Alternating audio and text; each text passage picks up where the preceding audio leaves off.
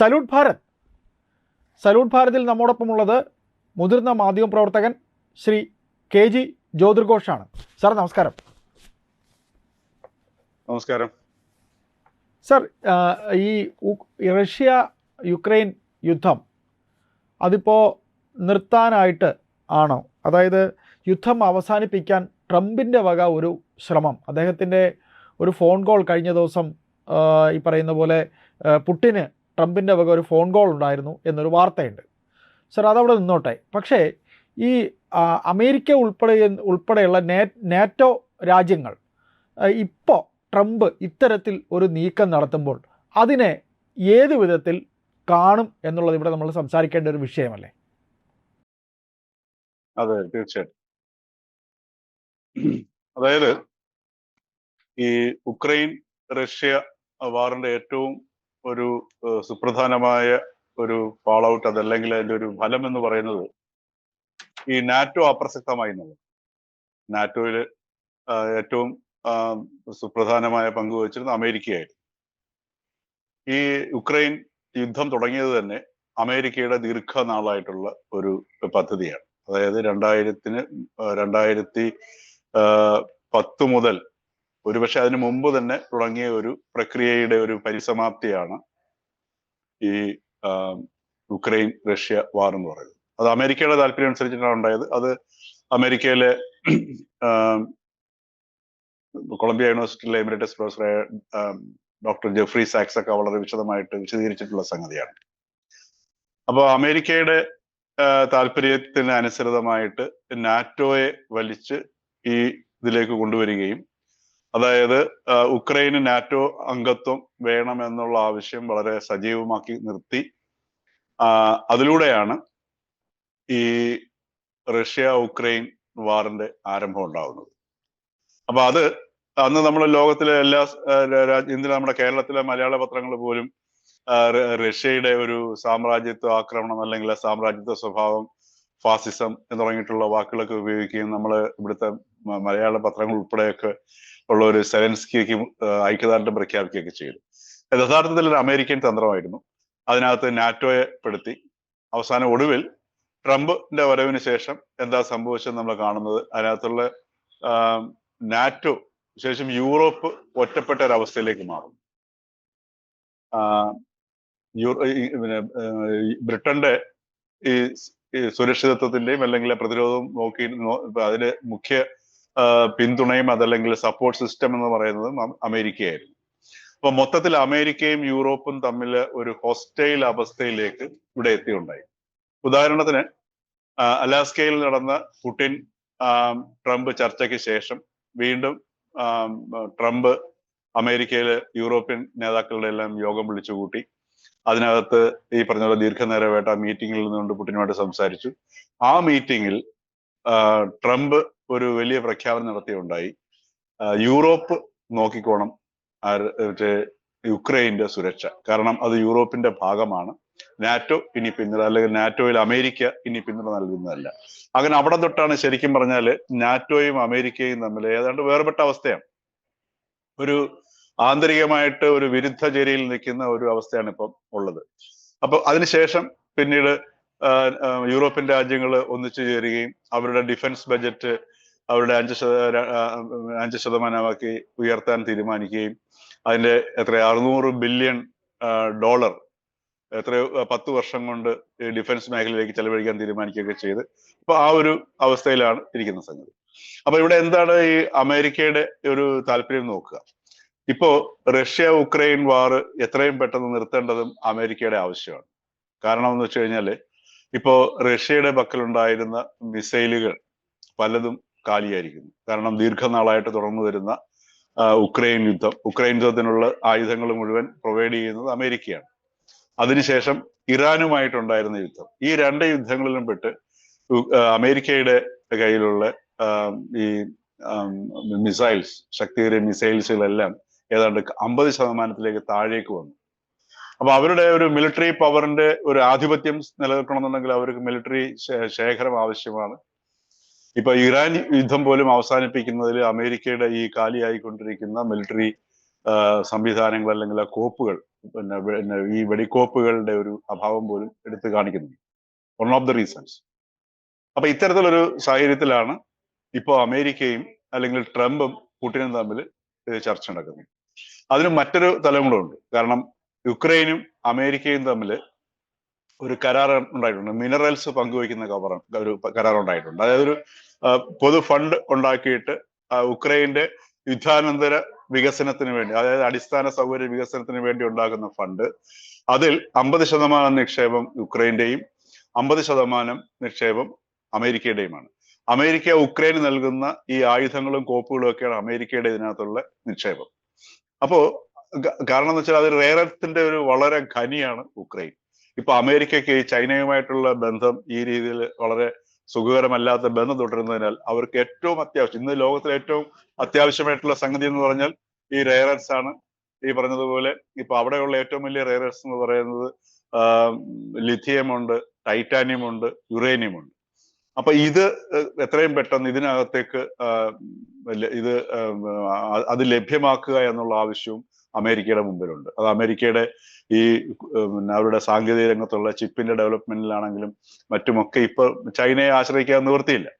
അപ്പൊ അത്തരം ഒരു സാഹചര്യത്തിൽ ഈ ഉക്രൈനിലേക്ക് അവർക്ക് പ്രവേശിക്കുകയും ഉക്രൈന്റെ ഈ വളരെ സമൃദ്ധമായ ഈ ധാതു സമ്പത്ത് കൈക്കലാക്കുകയും ചെയ്യുന്നുള്ള ആവശ്യമുണ്ട്. പിന്നെ മറ്റൊന്ന്, റഷ്യയെ സംബന്ധിച്ചിട്ട് ഈ യുദ്ധം ഇവിടെ അവസാനിപ്പിക്കേണ്ടത് ആവശ്യമാണ്. കാരണം പുടിൻ ഉദ്ദേശിച്ചതിനേക്കാൾ കൂടുതൽ ഈ യുദ്ധത്തിന്റെ വിജയം അദ്ദേഹം നേടിക്കഴിഞ്ഞു.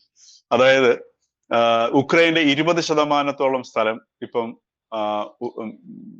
റഷ്യയുടെ പക്കലാണ്. ഉദാഹരണത്തിന് ലുഹാൻസ്ക്, അതായത് കിഴക്കൻ ഭാഗത്തും തെക്കൻ ഭാഗത്തുമുള്ള പ്രദേശങ്ങളുടെ ഏറ്റവും പ്രധാനപ്പെട്ട ലുഹാൻസ്ക്, ഡോൺസ്ക്, സപ്രോഷ്യ, ഖെർസൺ, അതേപോലെ കിർക്കിവിന്റെ കുറച്ച് ഭാഗങ്ങൾ.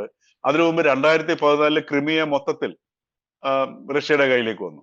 അങ്ങനെ ഇതെല്ലാം നമ്മുടെ ഇവിടുത്തെ ഒരു റീജിയൻ പോലെ, ഒരു സ്റ്റേറ്റ് പോലെയാണ് ഈ പറഞ്ഞ സാധനങ്ങൾ. ഈ സ്റ്റേറ്റിന്റെ പൂർണ്ണമായിട്ട് എത്തിയിട്ടുള്ള സംഗതികളാണ് പറഞ്ഞിരിക്കുന്നത്. പിന്നെ വേറെ കുറെ സ്ഥലങ്ങളിലൊക്കെ ഭാഗികമായിട്ടും ഈ റഷ്യയുടെ പക്കലിലേക്ക് എത്തിയിട്ടുണ്ട്. അതിന് അവിടെ അവർ പറയുന്ന ഒബ്ലാസ്റ്റ് എന്നാണ്. നമ്മൾ ഈ ഓരോ സ്റ്റേറ്റിന് പറയുന്നതിന് പകരം ഇത്രയും ഈ പ്രധാനപ്പെട്ട ഈ കിഴക്കൻ തെക്കൻ പ്രദേശങ്ങളിൽ കിടക്കുന്ന ഈ ഒബ്ലാസ്റ്റുകളെല്ലാം തന്നെ റഷ്യയുടെ കയ്യിലേക്ക് വന്നു. അതോടൊപ്പം തന്നെ ഇത് ഇപ്പോഴത്തെ ഒരു കരാർ ഉണ്ടാക്കാൻ പോകുന്നത് നമ്മൾ ഇതുവരെ മനസ്സിലാക്കിയിടത്തോളം ട്രംപ് സെലൻസ്കിയുടെ പുറത്ത് സമ്മർദ്ദം ചെലുത്തുകയും ആ സമ്മർദ്ദത്തിലൂടെ സെലൻസ്കിയെ സമ്മതിപ്പിക്കുകയും ചെയ്യുക എന്നുള്ള ഒരു തന്ത്രത്തിലേക്കാണ് ഇപ്പൊ ട്രംപ് ശ്രമിക്കുന്നത്. അതുകൊണ്ടാണ് ആ ദീർഘമായ ടെലിഫോൺ സംഭാഷണം നടന്നത്. അതിൽ 2 കണ്ടീഷനാണ് റഷ്യ വെച്ചിട്ടുള്ളത്. ഒന്ന്, ഇപ്പൊ റഷ്യ കൈയടക്കിയിരിക്കുന്ന സ്ഥലങ്ങൾ മുഴുവൻ റഷ്യയുടെ ഭാഗമാകും. 2, ഒരു കാരണവശാലും ഒരിക്കലും ഉക്രൈൻ നാറ്റോയിൽ ചേരരുത്. ഇതിന് ഈ നാറ്റോയിൽ ഉക്രൈൻ ചേരരുത് എന്നുള്ള പ്രാഥമിക ആവശ്യം പ്രഖ്യാപിച്ചുകൊണ്ടായിരുന്നു റഷ്യ ഉക്രൈനെ ആക്രമിക്കുന്നത്.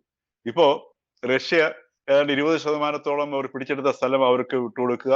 അതോടൊപ്പം തന്നെ ഈ നമ്മൾ നേരത്തെ പറഞ്ഞതുപോലെ ഈ ഒരു കാരണവശാലും നാറ്റോയിൽ ചേരാതിരിക്കുക എന്നുള്ള ഉറപ്പ്. ഒന്ന് ആലോചിച്ച് നോക്കുക. ഇതിൽ പരം അപമാനകരമായ ഒരവസ്ഥ വേറെ എന്താണ് സംഭവിക്കാനുള്ളത്? യൂറോപ്പിനുള്ള ഏറ്റവും വലിയ തിരിച്ചടിയാണ്. ഇത് ഒരേ സമയത്ത് നാറ്റോയിൽ ഇല്ലാണ്ടാക്കുന്നു, യൂറോപ്പിനെ യഥാർത്ഥത്തിൽ വളരെയധികം അപ്രസക്തമാക്കുകയും ഇന്നത്തെ ജിയോ പൊളിറ്റിക്സില് യൂറോപ്പിനെ ഏതാണ്ട് ഒരു ശത്രുവിന്റെ സ്ഥാനത്തേക്ക് തള്ളിവിടുകയും ചെയ്യുന്ന ഒരു സംഗതിയാണ്. കാരണം എന്ന് വെച്ച് കഴിഞ്ഞാൽ യൂറോപ്പിൽ നിന്നുള്ള സേനകൾ ഇപ്പൊ ഗ്രീൻലാൻഡ്, ഡെൻമാർക്കിന്റെ കയ്യിൽ നിന്ന് ഗ്രീൻലാൻഡ് ഞങ്ങൾക്ക് വേണം, ഞങ്ങൾ എടുക്കാൻ പോവാണെന്ന് പറഞ്ഞിട്ട് ട്രംപ് അധികാരത്തിൽ വരുന്നതിന് മുമ്പ് തന്നെ പറഞ്ഞു തുടങ്ങിയ സംഗതിയാണ്.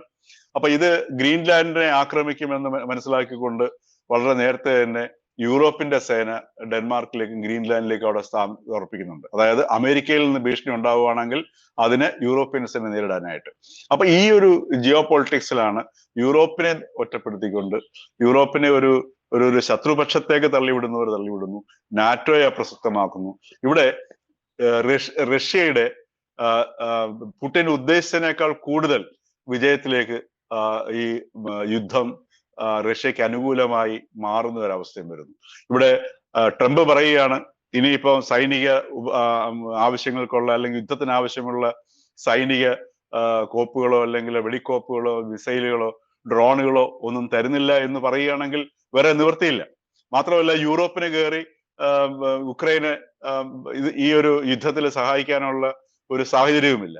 അങ്ങനെ അങ്ങനെ വരുന്ന പക്ഷേ കാരണം അതിനുള്ള സംവിധാനം അവരുടെ പക്കലില്ല. അവരുടെ ഈ അമേരിക്കയുടെ പക്കലുള്ളത് പോലുള്ള സൈനിക ശേഷി യൂറോപ്പിന്റെ കയ്യിലില്ല. കാരണം ഈ നാറ്റോയിലെ യൂറോപ്പ് പോലും അമേരിക്കയായിരുന്നു ആശ്രയിച്ചിരുന്നത്. അപ്പൊ അതും ഇല്ലാത്തൊരവസ്ഥയിൽ മാത്രവുമല്ല, യൂറോപ്പ് വീണ്ടും അവിടേക്ക് വരികയാണെന്നുണ്ടെങ്കിൽ അത് മറ്റൊരു തലത്തിലേക്ക് യുദ്ധം പോവുകയും ചെയ്യും. കാരണം യൂറോപ്പ് റഷ്യയുടെ ഇപ്പൊ നാറ്റോയിൽ യുക്രൈൻ അംഗമായി കഴിഞ്ഞാൽ യൂറോപ്യൻ ശക്തികളുമായിട്ടാണ് തന്റെ അതിർത്തിയിൽ നേരിടേണ്ടി വരുന്നത് എന്ന ഒരു കാരണത്താലാണ് ഒരു കാരണവശാലും നാറ്റോയിൽ ചേരാൻ അനുവദിക്കത്തില്ല എന്ന് പറഞ്ഞുകൊണ്ട് ഈ റഷ്യ യുക്രൈനെ ആക്രമിക്കുന്നത്. അപ്പൊ ഇത്തരം ഉള്ള ഈ ഒരു പശ്ചാത്തലത്തിലാണ് അമേരിക്കയുടെ യുക്രൈനിലെ ധാതു താല്പര്യം, അവരുടെ ശേഖരത്തിൽ കുറഞ്ഞുകൊണ്ടിരിക്കുന്ന സൈനിക കോപ്പുകൾ, പിന്നെ ഈ പറഞ്ഞതുപോലെ ഈ നാറ്റോയെ ഒതുക്കുക, യൂറോപ്പിനെ ദുർബലമാക്കി, അതല്ലെങ്കിൽ ഇപ്പൊ ഒന്ന് ആലോചിച്ച് നോക്കുക, യൂറോപ്പ് തിരിച്ചു നോക്കുമ്പോൾ എന്താണ് യൂറോപ്പ് നേടിയത്? ഈ യുദ്ധത്തിൽ നാറ്റോയുടെ പ്രസക്തി എന്താണ്? അപ്പൊ ഇത്തരത്തിലുള്ള ഒരു യൂറോപ്പിനെ വളരെ ദുർബലമാക്കുന്ന, നാറ്റോയെ ഇല്ലാണ്ടാക്കുന്ന, അതേസമയത്ത് അമേരിക്കയുടെ താല്പര്യങ്ങൾ സംരക്ഷിക്കാൻ വേണ്ടിയുള്ള ഒരു ഡീൽ ഒരു ഭാഗത്ത്, മറുഭാഗത്ത് റഷ്യ വൻ വിജയം, അതായത് 20% ഉക്രൈന്റെ സ്ഥലങ്ങൾ തങ്ങളുടെ ഭാഗത്തേക്ക് വരുന്നു, നാറ്റോയിൽ ഒരു കാരണവശാലും ചേരില്ല എന്ന ഉറപ്പും ട്രംപ് ഈ കരാറിലൂടെ സാധിച്ചെടുക്കാനാണ് ശ്രമിക്കുന്നത്. ഈ ഒരു അവസ്ഥയിലേക്കാണ് ഇപ്പോ ഇതിലേക്കാണ് ശരിക്കും പറഞ്ഞാൽ ഈ പുടിനും ട്രംപും തമ്മിലുള്ള ഈ ദീർഘ സംഭാഷണത്തിന്റെ സൂചനകൾ നീളുന്നത്.